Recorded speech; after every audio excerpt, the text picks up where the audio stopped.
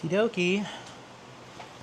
I think that is set up as best as it's going to get set up.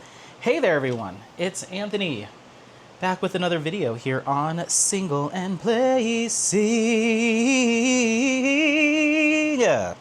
Hi. I hope you're having a fantastic day, weekday, weekend, week, month, evening, morning, overnight, all of that good stuff. Today we're here with a WIP and chat. Can you believe it? A WIP and chat from me, Anthony.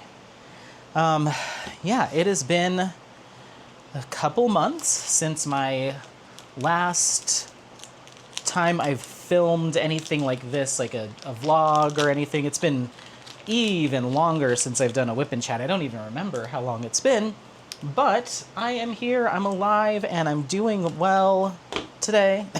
And, you know, I had some time to do a WIP and chat, and I felt like, you know, let me give everyone a life update and how things are going and all that stuff. So we're here. I don't remember how. I've got to start with my stuff, right? Talk about the things. So today I'm working on, this is called Cresting by Iterations Crafts. And Hannah, Iterations Crafts, is the artist, and the shop is the Creativity Squirrel. This is a square drill canvas with 55 colors, 2 ABs, and if you want to know what the image is, that's the full image. It's absolutely stunning. I have been working on this project for a very long time. It's been a long ongoing WIP, and I feel like I haven't really made too much progress. I'm maybe 9% done, 10% done maybe. I've done one row and then like just a few sections up. So that's where we are here. It's sideways right now. It's a 70 by 87 centimeter square drill canvas. The color palette's absolutely beautiful. The artwork's absolutely beautiful. The reason why it keeps getting put on the back burner is other projects pop up that are project specific, or I end up getting sucked into a particular WIP, and that just draws all my focus. So this keeps getting put on the back burner, but I'd like to get it done this year, so I'm going to keep picking at it. The other reason is for whatever reason, my fancy has been towards my square drill canvases that aren't quite as confetti heavy. This is a computer generated image, no issue with that, but there is a lot of color blending, which makes it beautiful, but there's also quite a significant amount of checkerboarding and confetti in this piece, as well as some of my other pieces that I have as WIPs that have been going on forever. But for whatever reason, I've drawn more towards my more color blocking or kind of linear renderings, so like your diamond art clubs, that type of thing, when it comes to my squares. With my rounds, for whatever reason, I don't mind as much, but with my squares, for some reason, I just keep gravitating more towards my diamond art club squares, but I want to get this done, so we're going to work on it today. My tray is from Mooney Made. This is a large tray. It's been so long since I've looked at the Mooney Made site, I don't even know what's on offer there anymore, but this is my large Mooney Made tray. This pen is from, I think, Diamond Pen Pal. It's one of those roll stop pens. I've got my Diamond Art Club 5-placer and single placer in here, and I'm going to be using the Ocean Breeze Mary Mud. I've got my funnel from, I don't remember where I purchased this, and my washi tape is from the washi tape shop. I don't have any more on the roll, so what you see here is I bordered the whole canvas, and there's like 1 inch that isn't bordered, but I ran out of this pattern, so we're just gonna have to wing it. But yeah, that's what's going on here. I've got the fan going in the background, so if you're hearing a little bit of fan noise, my apologies. It is hot out, and I do not want to roast, so I'm just gonna reload my pen here with some more Ocean Breeze, and we'll get started. So yeah, I hope you're doing well. Leave in the comments how things are going for you, and I'm gonna hopefully find some time soon to do a responding to your comments video, but life is lifing this summer. So let's go ahead and grab our first. I have no idea how far I'm going to get on this because of that confetti and I'm trying to talk. So we're going to be using DMC 3768 as our first color here. But yeah, try to get to a responding to your comments video at some point in the future. But yeah. Let's get started here. So yeah, I'm doing good. This has been quite the busy summer. I think last time I did a video was in the lead up to summer, my summer traveling and stuff. So I should probably start there. Well, we'll just kind of go in chronological order. We're not going to go by topic because there's just too much time has elapsed. But yeah, I finished up the Mayflowers paint along with Mia over at Mia's Life with KFS. And that was a lot of fun. We had a blast. We did live streams back and forth throughout the month of May. And I worked on, what was I working on? Oh, Bouquet by Ivy Dollamore. Both Mia and I worked on the same kit. So we were both working on that. And then wrapped up that event, finished Bouquet. Didn't do a finish and review because I immediately gave that to a coworker. I showed her the finish and she was like, I want it, I'll buy it from you, please. I was like, okay. So took that in and gave that to her, sold it to her. So I didn't get a chance to film a finish and review for it, but that was a fun project to work on alongside Mia. It went pretty quickly. It was a fun project, and I had just a couple enhancements that I threw on there. Then once that was done, it was pretty much time for me to jump into traveling. So towards the end of May, I went to Pennsylvania / New Jersey, and I went for a friend's wedding. And went for my friend's wedding, but I left a week early so I could travel around and do some theme park stuff. If you aren't familiar or don't remember, one of the reasons why I've been MIA is I decided to start a new YouTube channel focusing on just traveling, and mainly theme parks, but traveling for theme parks and roller coasters and stuff. So that was my first big trip since starting that channel. And so I went to, oh my gosh, now I have to remember everything I did. So I got into Pennsylvania, into Philadelphia, and then immediately got my rental car and drove to New Jersey. And I went to I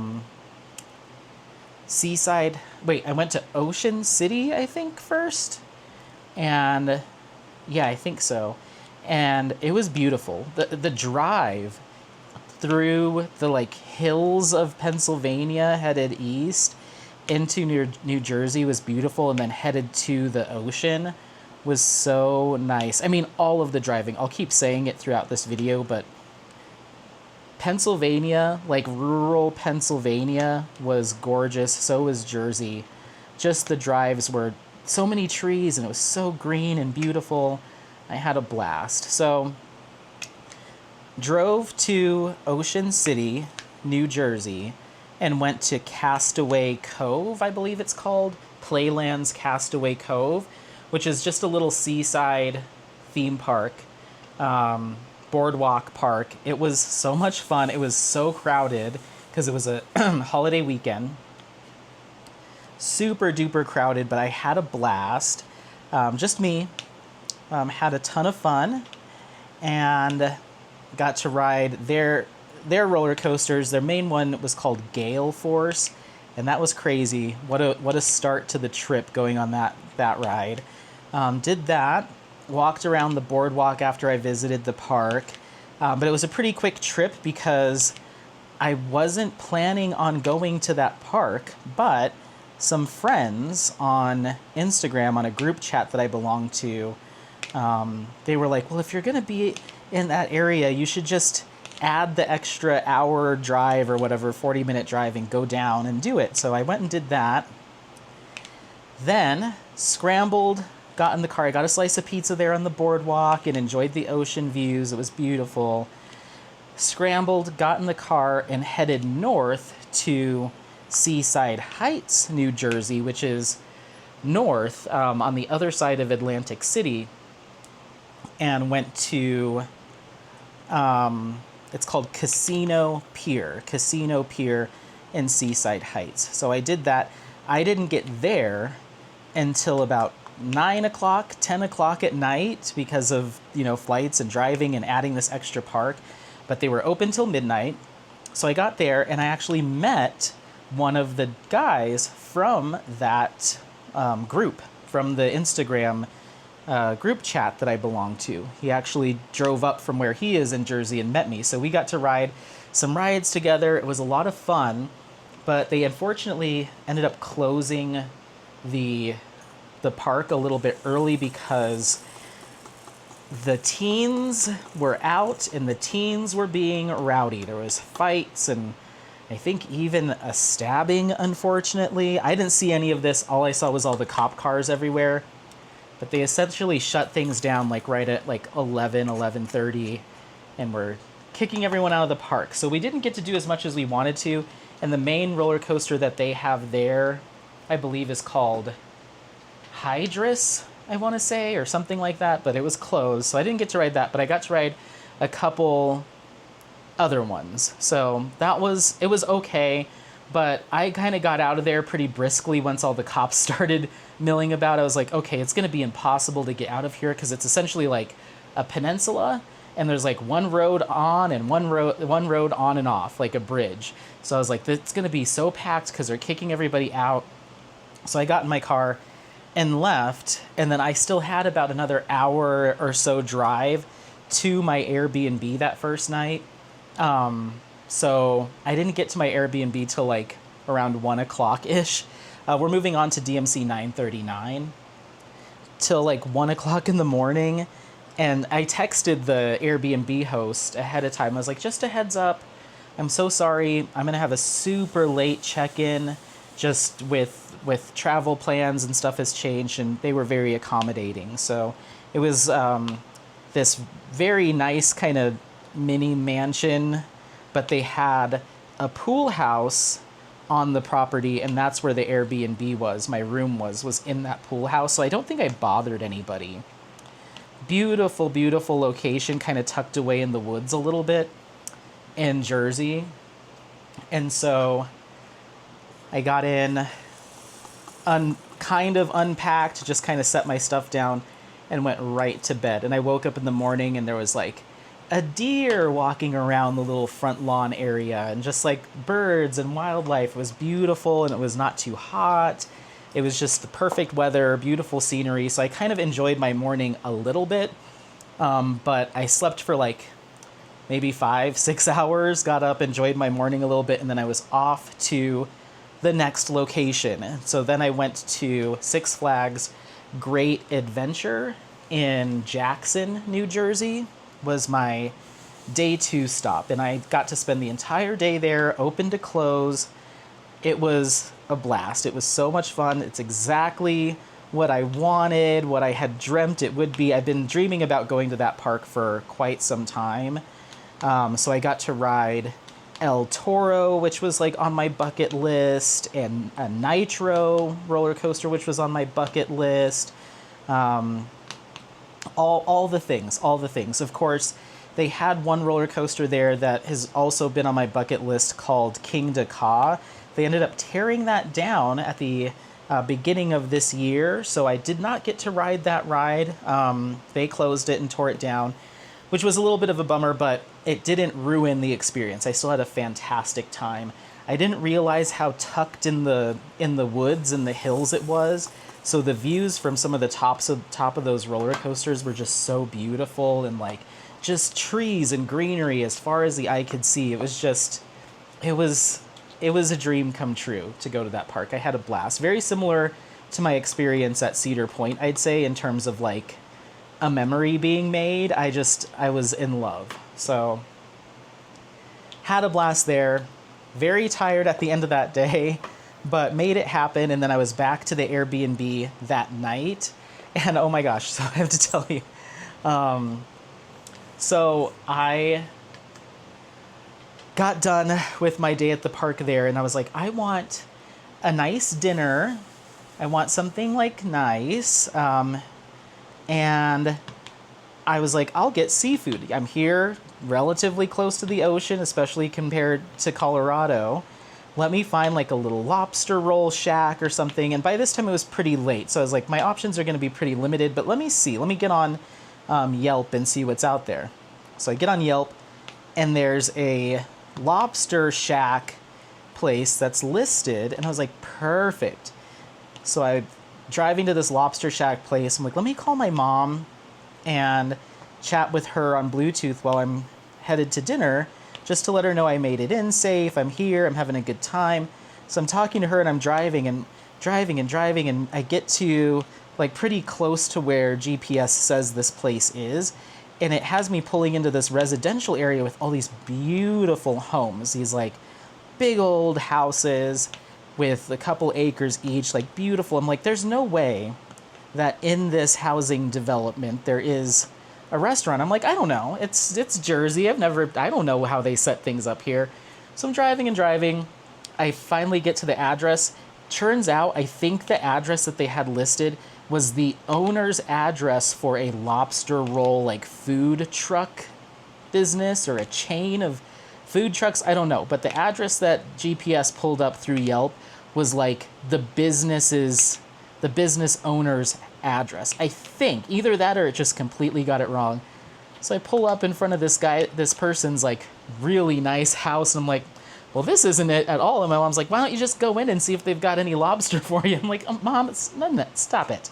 So we had a good laugh about that. Turned around, headed back through the little town that was closest to my Airbnb, and there was like a little Chinese restaurant that was still open by that time. So I got some takeout and just ate that at the Airbnb and went to bed. So that was night 2. And then the next morning, I'm up early because I had 2 parks to go to. So I went to Dorney Park, which is in Allentown, Pennsylvania. So I left Jersey, crossing over into Pennsylvania. That drive was also really nice. I got to kind of touch on the very edge of like Newark, kind of, but then it had me cut west. But just a really pretty drive, and got into Allentown and went to Dorney Park. That was a sleeper hit. I had so much fun there. More fun than I was anticipating on having. It's a smaller theme park, but got there and did a half day there. I think my standout ride at that park was not a roller coaster. It was called Demon Drop. And I guess it used to be at Cedar Point, but it's now there at Dorney. And it's like a normal drop tower where, you know, they take you up and then they drop you and you kind of free fall. But the little side piece to it, or the surprise, is that when it drops you, it doesn't just drop you and stop. You end up, it almost looks like an L shape. So rather than just going straight up and down, you drop, and then the whole cart rotates, so you're now on your back and you're sliding on your back. So you go, woo, it's like an elevator that slides on its back, and then it stops you. So you end up, the end of the ride, you're on your back, and then it drops you back to normal position, like kind of swings you down. I saw it run, and I was like, that is crazy. I'm scared of I thought I was scared of drop towers just in general, but I was like, I can't pass up this opportunity to go on this ride. Who knows when I'll ever be back here.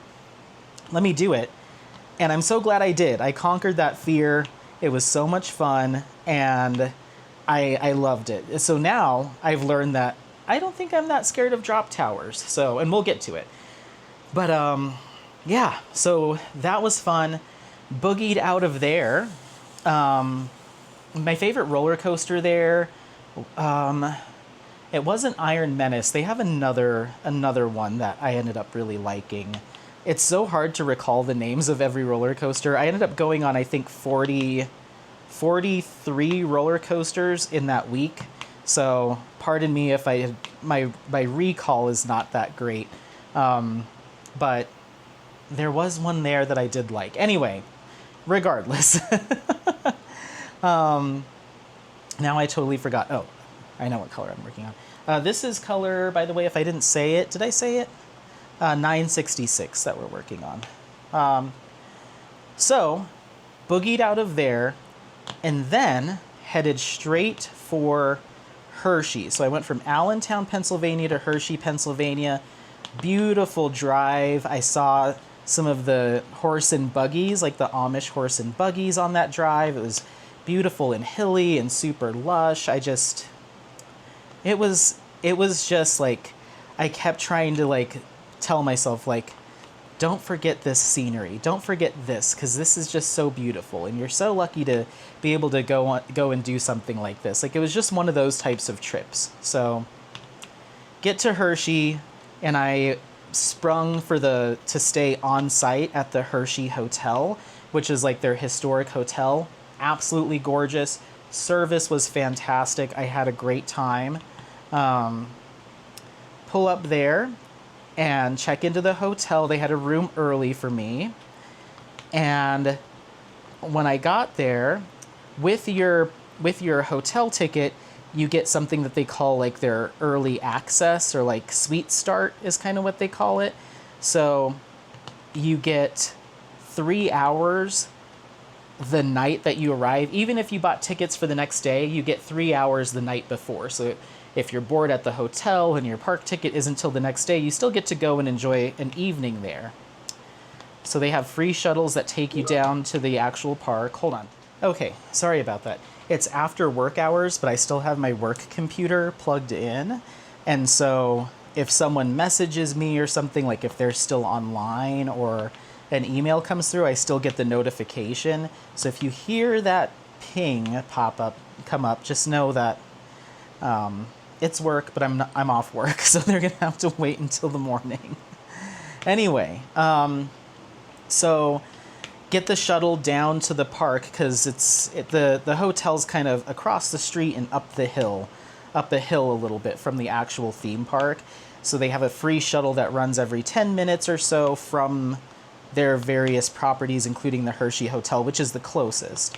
So hop on the shuttle, get a shuttle ride down to the park, and that was my first experience at Hershey Park, was that evening. And oh my gosh, again, it's everything I wanted it to be. It was so beautiful, and like definitely the most well themed and laid out of all the parks that I visited. It was just so gorgeous. At the front they have their Hershey kind of store, Hershey World, or whatever they call it, Candy World.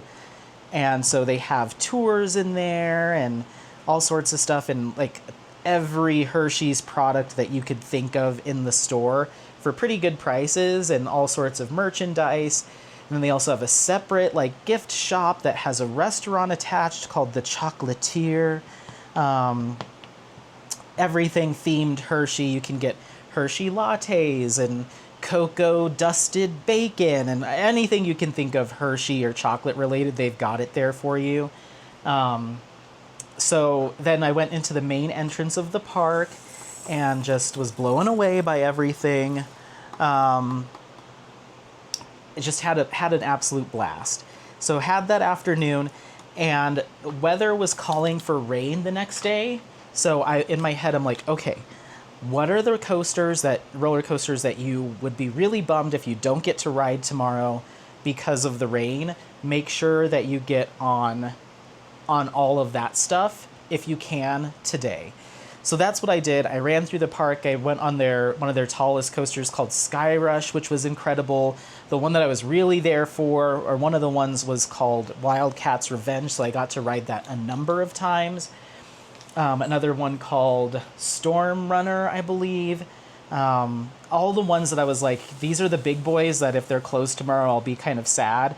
There was another one called Candemonium, which was, it was good. It was okay. It wasn't as mind-blowing as I was expecting, but it was still very good. So yeah, ran through the park and just did all of that stuff. So enjoyed my few hours that I had there. Took the shuttle back up to the hotel. I was like, okay, I want dinner. They had this restaurant / lounge called the Iberian Lounge, which was like part of the original hotel, very historic little locale.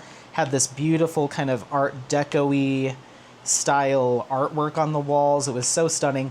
Editing Anthony will put in whatever pictures he feels like he needs to share throughout this. But yeah, just an absolute blast. If you want to see everything in detail, of course, you can head over to my other channel called Coaster Pursuit and see the full vlogs. I vlogged this entire trip, so this is just a recap.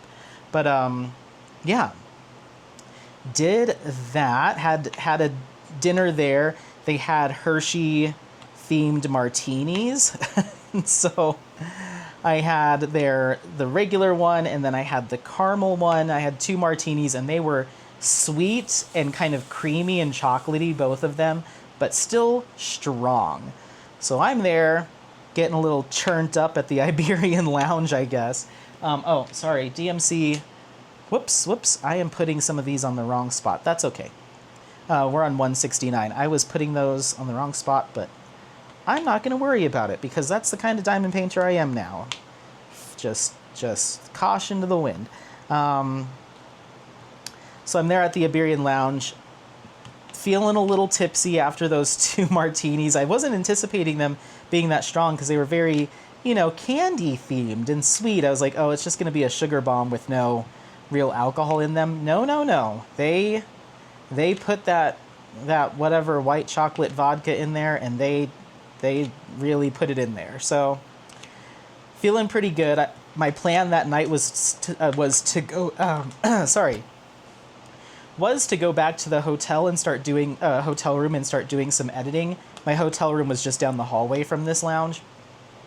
Get back to the hotel room, and just the running around and the tons of walking, miles and miles of walking around these parks, and the driving really hit me, plus those drinks. So I went to bed. I passed out, had my computer all set up like, ooh, I'm going to start editing these vlogs. And no, I was down for the count. So wake up the next morning. I have early start as a hotel guest. So I get to go into the park an hour before everyone else.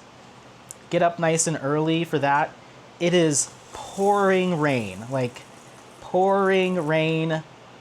pretty intensely.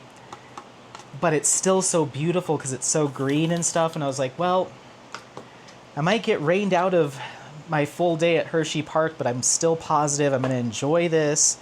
We're moving on to DMC 502, 12. So it's like, I'm going to enjoy this and have a good time.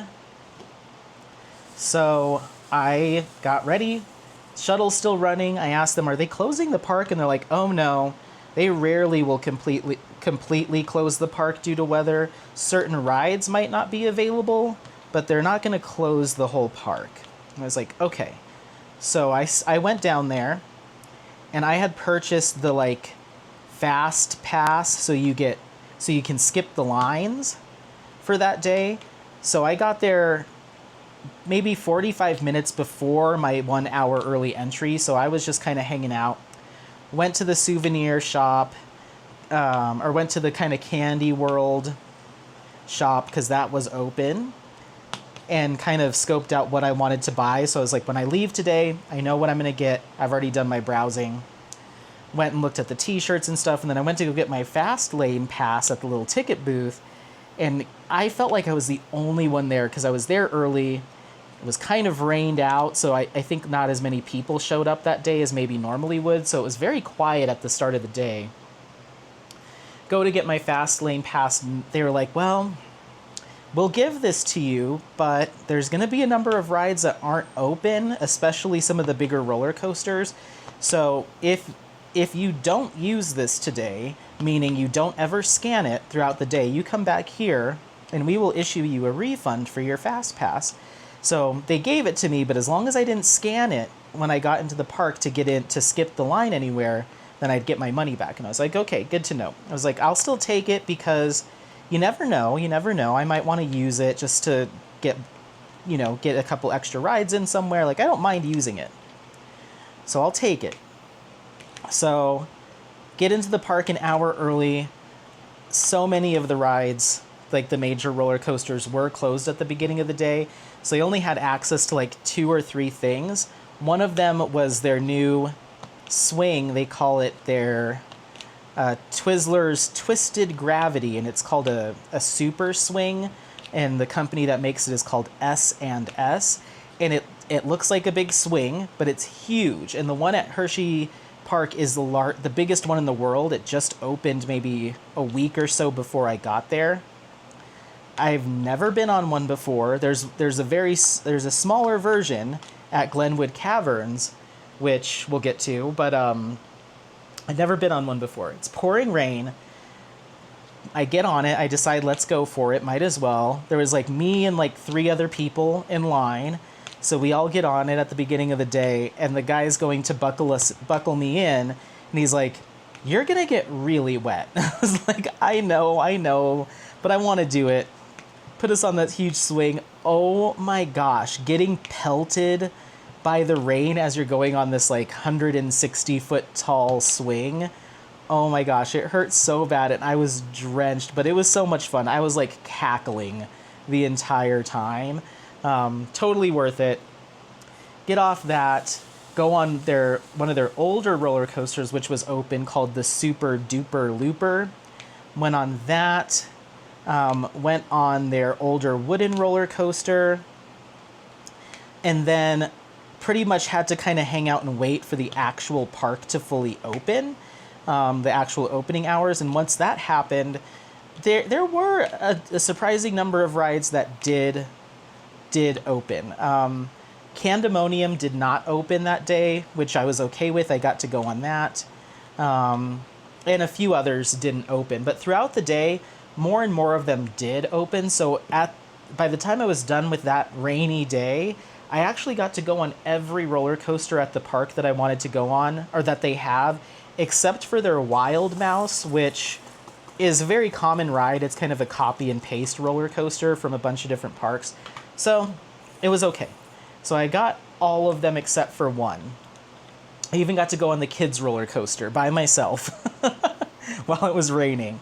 So I was soaked, it was cold, it was rainy, but I got to get everything done that I wanted to get done, and I genuinely had a fantastic time, even with the weather. So I feel like I did not miss out. So that was great. We're moving on, by the way. We're moving to DMC 3817. So I had a fantastic day. Jeff and Laura, my 2 friends, were supposed to meet me on that day, but and Jeff is from Pennsylvania, from the Philadelphia area, so he was actually visiting his parents and his grandfather. They ended up getting tied up with some family stuff, so they didn't meet me at Hershey Park. So I did that whole trip solo, which was fine by me, and I was kind of thinking it might happen, but that was fine by me. They did pre-purchase their tickets, so I'm hoping they were... I don't remember if we talked about it, or I talked about it with them, but I'm hoping they got refunds on their tickets, because they ended up skipping that day. But it was... the day that they were going to be there was going to be the rainy day anyway, so they kind of dodged a bullet a little bit. But like I said, I got to do everything I wanted to do, even with the weather. So anyway, so I check out of my hotel. I go back up to the hotel, check out,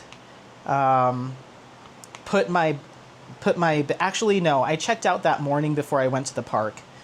Put my bags in my rental car and then just took the tram down. That way I didn't have to go back and check out and could spend the whole day there. So I just took the tram back to my car, got in my car, and made my way to Philadelphia. And that drive from Hershey to PA, or to Philly, was also very beautiful. So I had a good time there on that drive. Very nice.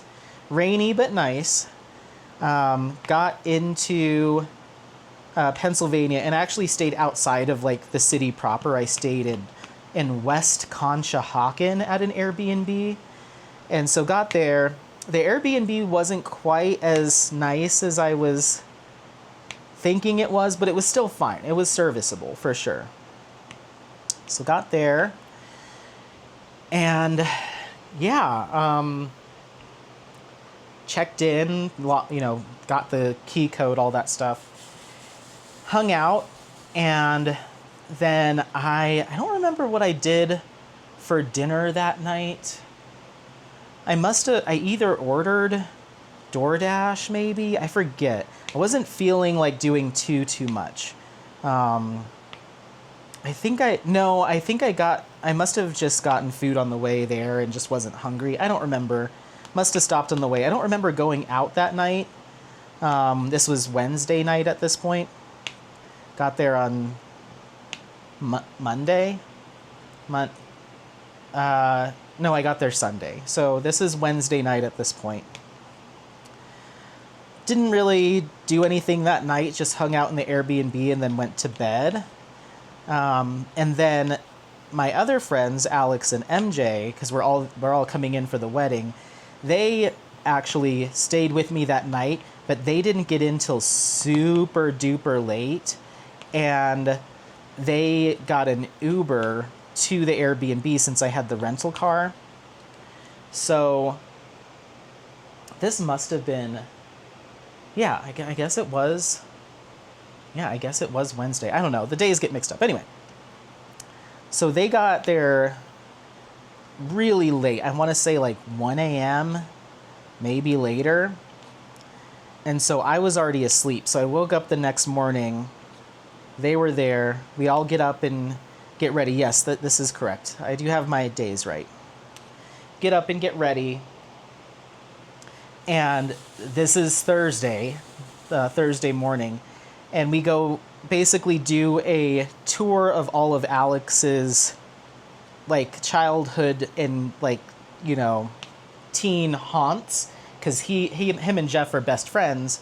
They went to school together, all of that stuff. So we went and hung out where they're from, which is called Upper Marion, I think, something like that. So we got to go see his childhood home and Jeff's childhood home, and we actually stopped at Jeff's grandparents and said hi to him and Laura while they were there, but they were still doing family stuff, so we just were on our way. So then we went to the King of Prussia Mall and went shopping, and I got some stuff, and we all just kind of did some shopping and got lunch and drove around Upper Marion, just kind of hung out, saw all the sights, and drove past his old high school and all that stuff. So we did that during the day, and then went back to the Airbnb to freshen up, and then we went and met up with some of Alex's and MJ's friends, because MJ's from New Jersey, but she has a bunch of friends in Philly. So we went to meet up with them, and we went to, because I told them straight up, I want to see like all the parts of Philly, the good parts. If you feel comfortable, we can go to like the not so safe parts. I've never been into like an inner city, like a real city. Like Denver doesn't have the kind of places that I saw in Philadelphia. So they took me to an area called Kensington, and it was tough. It was tough. I'll just say that. It was tough to go there because I went there with this like tourist mindset, like, ooh, I want to see like inner city, like some of the not so nice, potentially dangerous places, as long as you guys feel comfortable taking me there. I've never experienced it. You see it in movies, you see it in TV shows. I've never experienced it myself. I want to go. So I'm going to this area with this kind of like touristy kind of mindset. But then we get there, or we're getting closer, I'm like, oh, this is kind of like uncomfortable for me. And this is a little rough, like to see people, not like just regular folks walking around, but people that are suffering from addiction and homelessness, and like how it was just, they were just everywhere. And like here in Denver, okay, you see someone like sleeping under a bridge or on the side of the road or whatever here and there, but like they took me to this part of town that was just like, I've never seen anything like that up close and personal, where like, I'll just give you an example. So we go to this restaurant that's like under the train, under the train bridge or the rail or something. So we're like under like an underpass off of, I think, Kensington. We meet up with his friends at this restaurant. We get out and like there's people just kind of like hunched over, just kind of like walking around, and this person tries to like step off the curb, but they're so like out of it that they just miss the curb and just hit the ground. And there's cops walking around and kind of standing, like patrolling, just like walking cops. And they go over and help him up or like just check to see if he's okay. But like, it was just really kind of like, I wasn't necessarily scared. I was more worried about leaving my rental car parked there than I was for like my own life, because there were police officers around. But it's just nothing like I've ever experienced before. And I kind of felt like a jerk because I'm like, oh, I want to go see the rough part of a city. But it's like, that's cute and all, Mr. lives in Golden, Colorado. But like, these are people's lives, you know, and like, this is a problem, you know. And so who are you to come like be all touristy about it? So it was just different. I asked for it and I got it, but I don't know. It was interesting. So we have a drink there, have some food. We're sitting and talking for quite some time, but they're like, we should probably go before it actually gets dark because this is still daylight. So we leave and go meet up with one of their other friends who belongs to the rowing club there. There's a whole bunch of beautiful boat houses along the Schuylkill River in Philadelphia next to the museum and where the Rocky Steps are. It's this gorgeous area. So he belongs to one of the rowing clubs. He does rowing there on the river. So we had access to one of the row houses, and we hung out there and just sat and chit-chatted, watched the sunset over the river. It was just so picturesque and beautiful. There was a really nice event space where someone was doing a wedding. It was just like a whole thing. So it was like, talk about a culture, an environment shift, going from like the Kensington area to these beautiful like boat houses and stuff. It was wild. And it's crazy to think that they're not even that far from each other. It seemed like two completely different cities, you know. So we go and do that. Then they take us, or we decide to go and have dinner. So we like a later dinner. So we go and have dinner at this kind of wine bar / Italianish kind of place in Fishtown. And Fishtown is definitely not as sketchy, I guess. I don't know what the proper word, but not as like scary feeling as like the Kensington area, but it still seemed like it was in the same vein, just more built up, I guess more gentrified. So we go and do that. We're moving on to 29. That's DMC 932 or DMC 932. And I think there's only a few of these. So we go and have dinner there. Then we walk up the street to this bar that is a 80s punk bar themed like clowns or carnival kind of themed. It was very interesting. So we go there and we're listening to all this 80s punk, which is like totally my mom's music. So I knew all the songs and all the words to all the songs. So we're jamming out and dancing, and it gets really hot in there, and it's a small space, but they were blasting the music, so it's really loud. So I'm like, it's loud, I'm feeling a little overwhelmed, it's hot, let me go step outside and just catch my breath, just, you know, putt around in front of the bar a little bit, and then I'll come back inside. I was just feeling a little overwhelmed.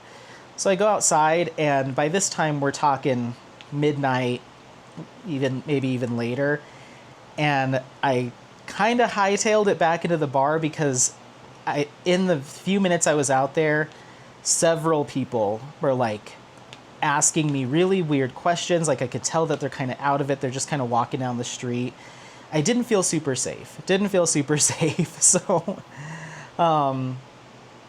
you know, offering substances and this and that. Like, it was a lot. So I go back in, we're hanging out, we're sitting down, and then finally everyone gets tired too, so we all leave. So we leave. I drop off their buddy who met us, who came with us to the boathouse. We had picked him up on the way.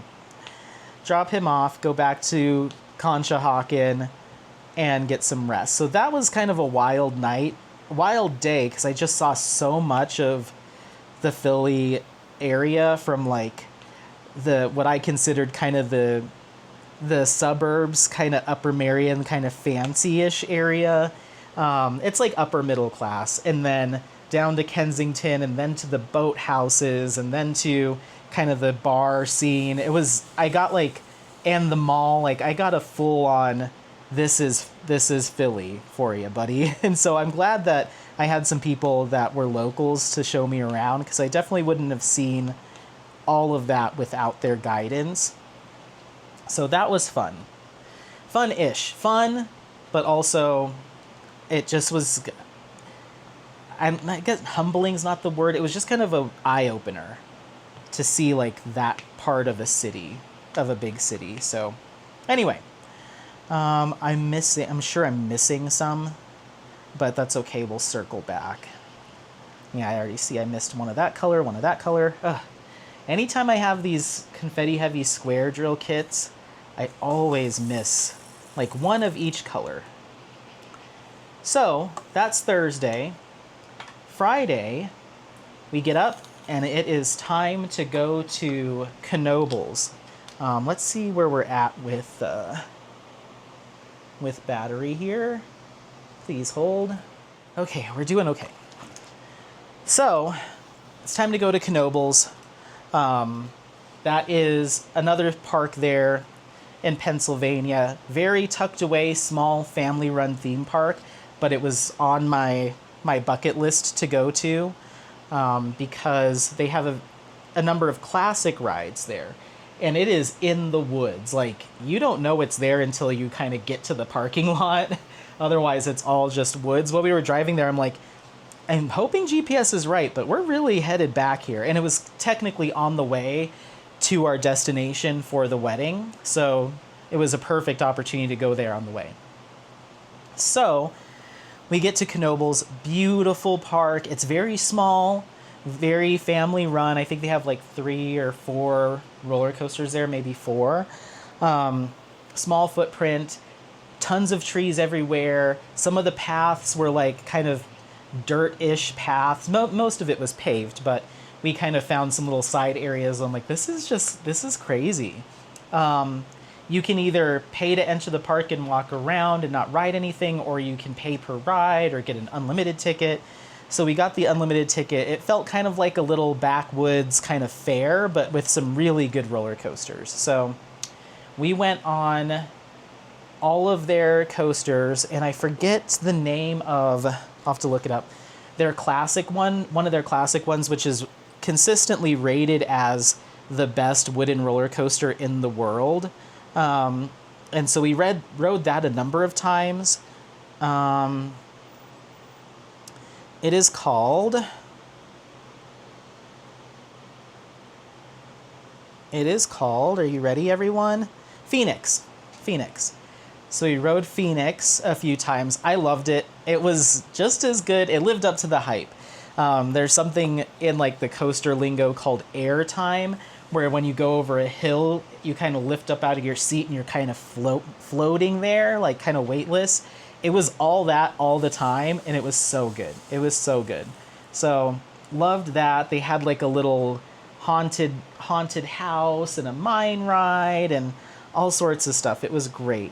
The only thing that we didn't get to do is their food court had an international section with like kielbasa's and a bunch of stuff, and then they had the American section, which was just like your burgers and fries. The international side was closed, I was kind of bummed about, but we did get some good club sandwiches and some fries. But just a wonderful little half day there. And that was the first park that I went to with anyone on that trip. So it was so much fun to like go with Alex and MJ, and Alex was like, they have one of their rides is a steel, like a steel impulse coaster. Like it I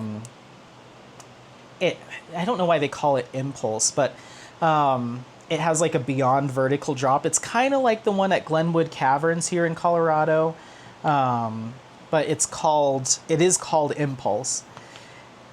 And he went on that, and it's kind of a small little coaster, like it's nothing crazy, but he hasn't been on coasters in a long time, like especially as an adult. So he went on that. With that, we all went, and then me and Alex went on it 2 more times.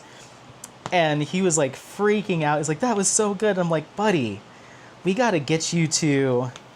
You should have come early so you could come. You could have come with me to Six Flags. Like I've been going on coasters that are like way bigger than this all week." But he was very impressed by that one. It was very good. So we did that, and then left that park. Kind of did a half day.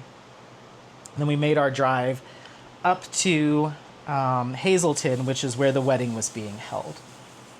Got to Hazleton. I had booked the Airbnb for everybody, so now at this point, we're meeting up with all of our friends. So Jeff, Laura, Joe, and Maddie, my 2 roommates, Alex, MJ, we're all there. We're all there at this point. So we're all meeting up. This Airbnb was so beautiful. It was kind of tucked away a little bit on a bunch of property, and it had kind of an Italian villa kind of style to it. Had this beautiful sunroom. All the bedrooms were themed like different gemstones. So there was like the ruby room and the diamond room and the emerald room. Okay, editing Anthony here real quick, and apologies if you can hear the fan in the background, but I had to include this. Each of the rooms, the gemstone rooms, had a matching Alphonse Mucha piece hanging in the room to coordinate with the gemstone. So of course, I was freaking out about that and absolutely obsessed with this Airbnb. So yeah. It was very nice. And so they had a hot tub. It was raining by the time we got there, and it kind of didn't stop raining for the majority of the rest of the trip, but we still jumped in the hot tub. We still enjoyed the property. So got in, checked in, met up with everybody. Then all as a big collective group, we went to a party that one of Matt and Jackie, my friends, they were the ones getting married.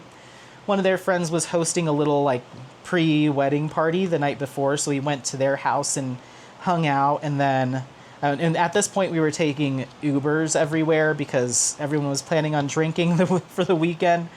So got a car there, had some drinks, hung out, played some games and stuff, then went back to the Airbnb, went to bed, and then the next morning was the wedding. So before the wedding, I woke up early and I drove my little butt to Camelback Mountain Resort. It's one of the ski resorts there in Pennsylvania. And they have a mountain or alpine coaster there. So I left by myself. Everyone else was still sleeping. I woke up early, got over to the alpine coaster and rode that right when they opened. I was the first person to get on it. Rode that. It was a lot of fun. I liked it. It was a little janky, but I liked it. And then went right back to the Airbnb so we could all get ready to go to the wedding. The wedding was absolutely fantastic. I had a blast. It was long. It was a long wedding. It was at the country club there in Hazleton. And we were there late at the country club. They asked me to sing at their wedding, so I sang. And yeah, it was good. It was a good time. It was a good time. Went back to the Airbnb after the wedding pretty late and started packing, got all my stuff packed and ready to go. And the next morning, I had the earliest flight out that day, so I didn't have anybody with me in the car. Like I didn't carpool with anybody back to the airport. Drove back to Philly, dropped off my rental car, and I was on my way, scooted my little way out of there. So yeah, that was my Pennsylvania trip. It was was a lot. It was a lot. I felt like I was more tired when I got back than when I had left, and I went right back to work the next day. So I didn't really give myself a chance to regroup, and I feel like I should have, because I was kind of dragging that entire next week. But it was so worth it. It was so worth it. So I got to go to the 2 pier parks, Great Adventure, Dorney Park, Hershey Park, and Knoebels. So 6 different parks in a week. And like I said, I rode over 40 new to me roller coasters in that time. And I more than doubled the amount of roller coasters I've ever been on in my entire life in 1 week. It was a whirlwind, and it was so worth it. I would do it again. I would do it again. I probably would change up which parks I go to, especially the pier, the oceanside parks. I probably wouldn't go back to either ones I went to just because I kind of did them already. And there wasn't anything there that I would necessarily be like, I have to get on this again at some point. So I'd probably pick something to fill that day. There's another park that's even further south in Jersey called Maury's Pier that I really want to go to. I just didn't have time this trip. So, yeah, that's what I ended up doing. And it was so much fun. Got back and had a week off from going anywhere, and then I was off to Mexico. But I think the Mexico portion of this conversation, this catch-up, is going to have to wait for probably a vlog, just another catch-up vlog that I'll do, a Walking with Apollo, because we're probably coming up on, if not 45 minutes, then an hour. Let me do one more color. We'll just, oh, you know what? Let me talk to you about diamond painting on this one. Might as well. So, diamond painting wise, let's get this color, because there's a lot of this color. So that's gonna be 3813. Ooh, I only have a little bit in this jar. I might actually get to condense a jar today.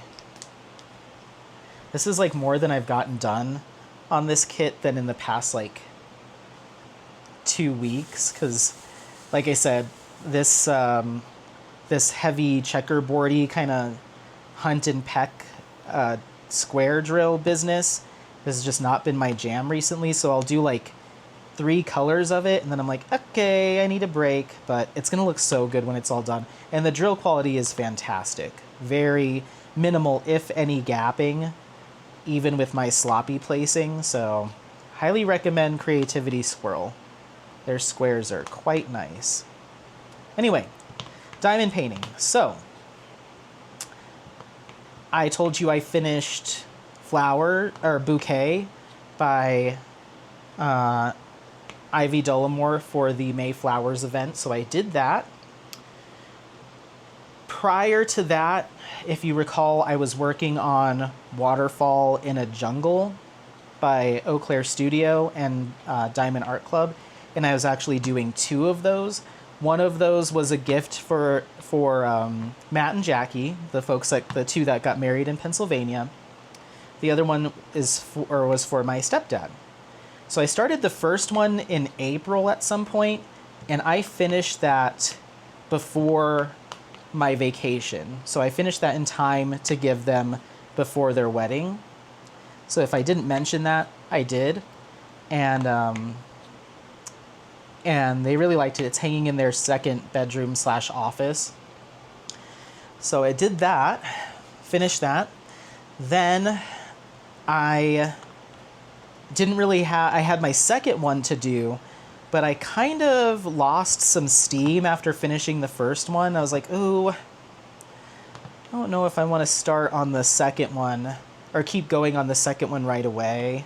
I was probably about 60% done with the second one. So I took a little break from that and just kind of set it aside. But I didn't have a round drill kit going. So I ended up grabbing Moon Girlfriend from Ivy Dollamore, and that was the project that I worked on in between traveling. All right, editing Anthony back here one more time.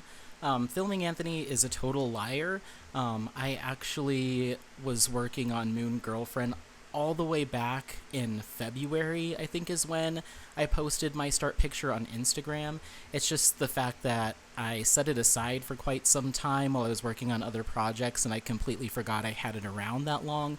But I did work on it in earnest in June and cranked through it. But I've had this round drill kit going for quite some time. Just a heads up. Okay. In June. And so I started that, and I finished that on June 24th. So that's done. And I filmed finish and reviews for that, or I filmed a finish and review for that. So if you haven't seen it already, it should be coming soon. And then once that was done, then I started working on another round, because I always like to have a round drill kit going.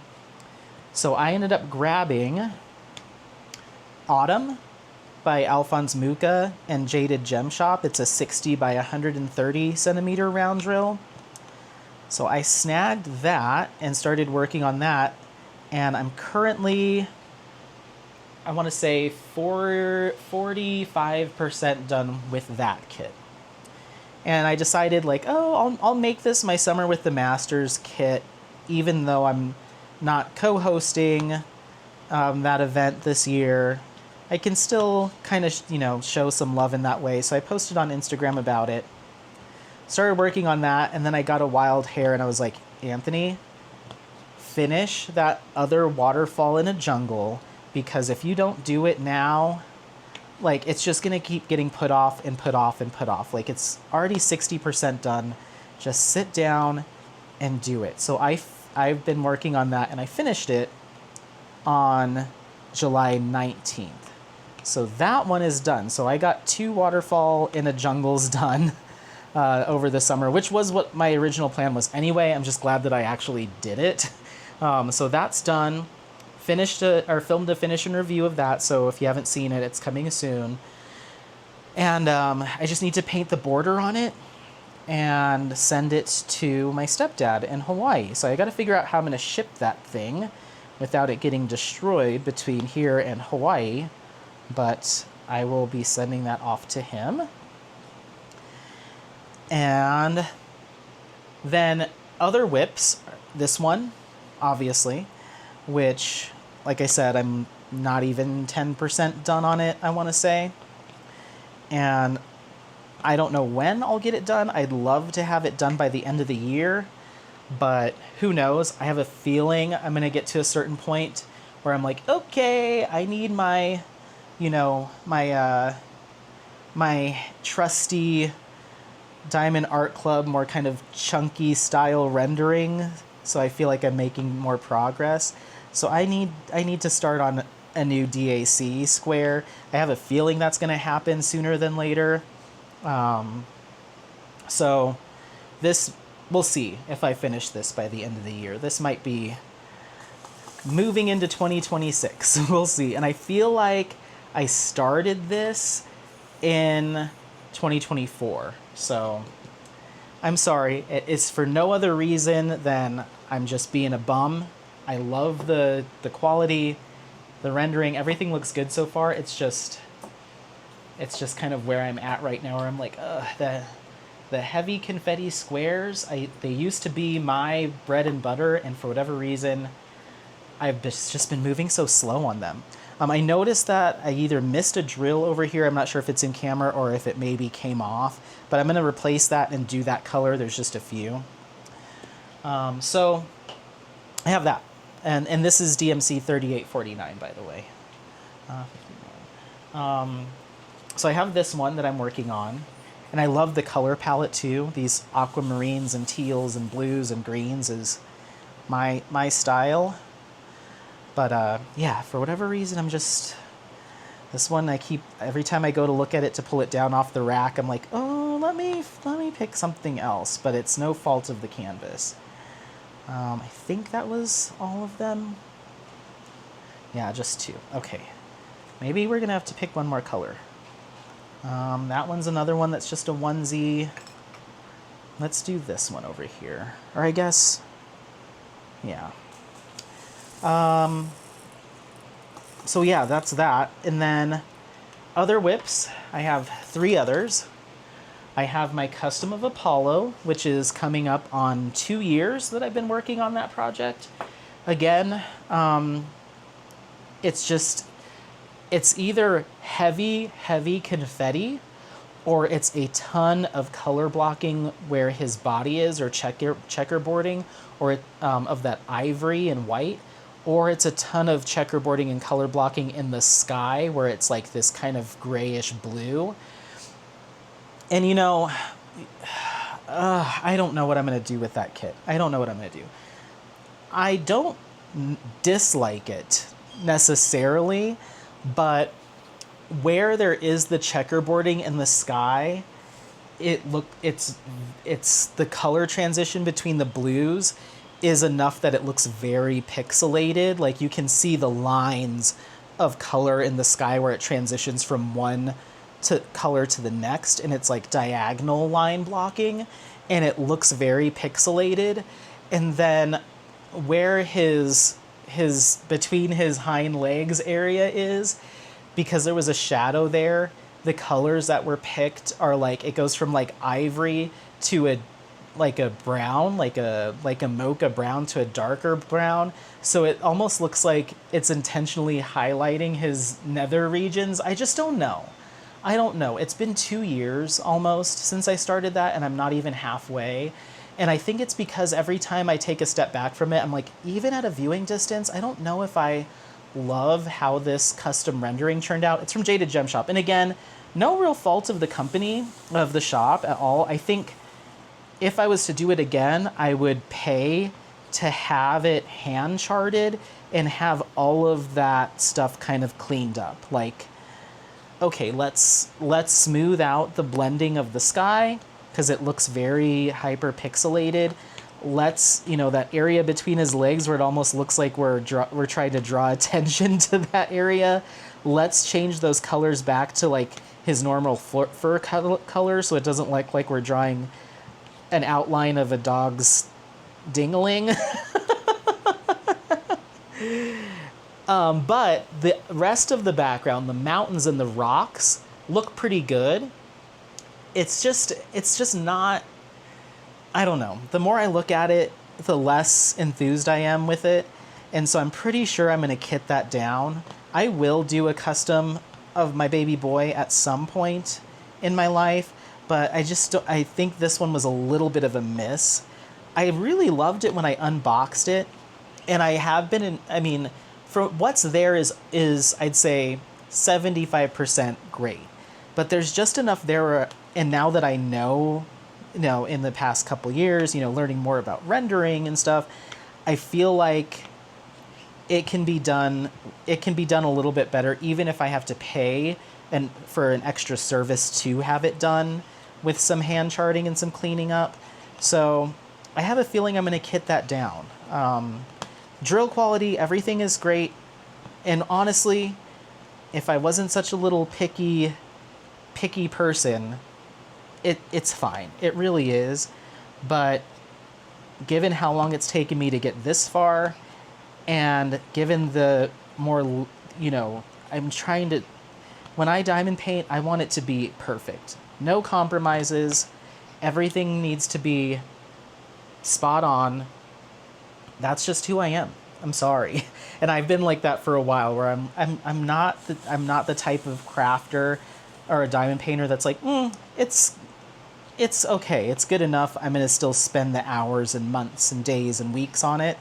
If I'm not drooling over it when I do work on it, or when I see it hanging up as I'm working on it, then there's a good part of me that's like, you know what?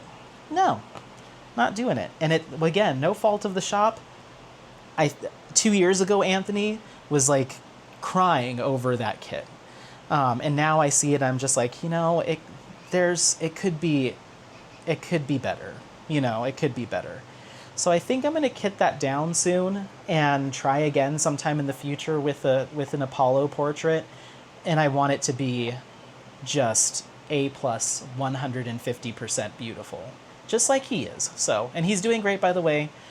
All right, so then finally we have my other Muka, the Cognac Biscuit du Boucher, from Diamond Painting Shop. No issues with that. I just set it aside when I moved into May Flowers event, and I started working on the Waterfall in the Jungles, because those were gifts. No issues with that. Love working on it. It is another confetti heavy square that's taking some time, but I love it so far. I've only gotten like 4 sections done on it, and I'm gonna hang on to that and pick it back up for Muka Mania. So I'm gonna hang on to that, and then my last WIP is Garden of Earthly Delights, the centerpiece from Jaded Gem Shop. That's looking really good. I got like another section done on that since the last time we spoke, but that's a massive, I think it's 100 by 120 or 110 by 120 square drill. It's huge. That's going to be a multi-year project. I don't know when I'll ever get that done, but that one's good. No issues. It's just, it's a big boy, and I keep picking other stuff to work on instead, but I will commit to that project someday. Maybe once this is done, and once Cognac Biscuit is done, that'll be my only heavily confettied square drill canvas I have in rotation. So maybe at that point I'll start picking at it more. But that's where we're at. Kitted up, not started. I have Winter Solace by Abraham Hunter, which I'm going to probably do this winter. That's been kitted up for, oh gosh, 3 years now, maybe?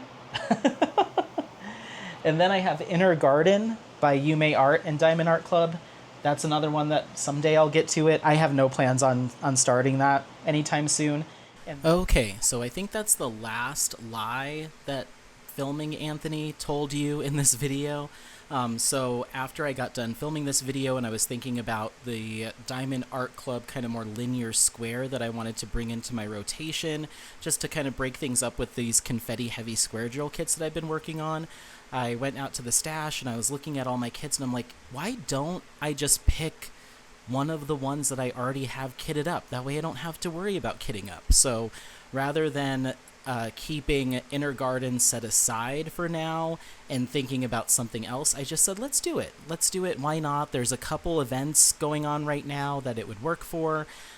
Plenty of reasons to do it. So I ended up grabbing it, setting it up, and I've already done 2 sections in the time that I've been editing this video. So Inner Garden is now in the rotation. So just a heads up.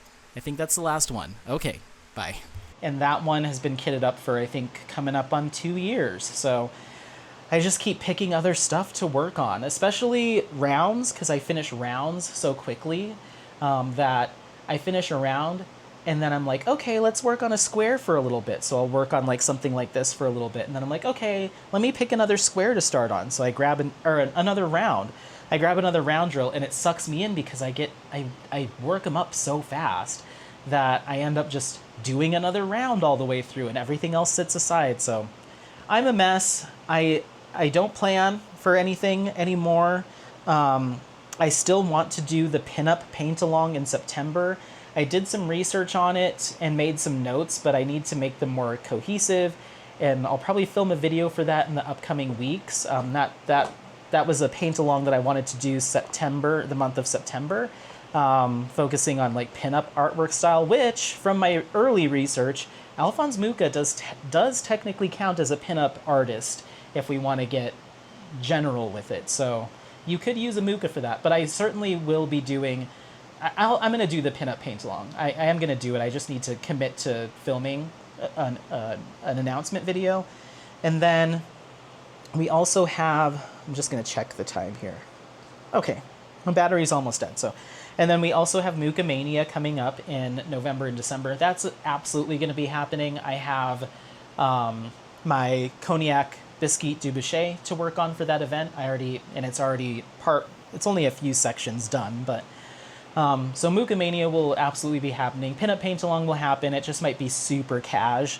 And then that's the end of the year, and I still plan on having a farewell live stream to just chat and talk about all the fun memories we've made together and all of that stuff. So that will still be happening.